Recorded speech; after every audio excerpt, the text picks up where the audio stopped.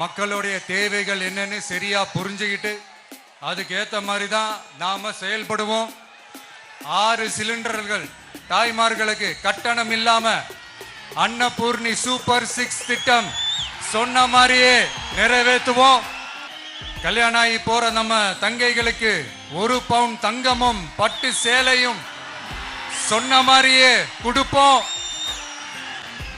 60 வயசு வரைக்கும் இருக்கிற குடும்ப தலைவிகளுக்கு மாதந்தோறும் 2500 சொன்ன மாதிரியே கொடுப்போம்.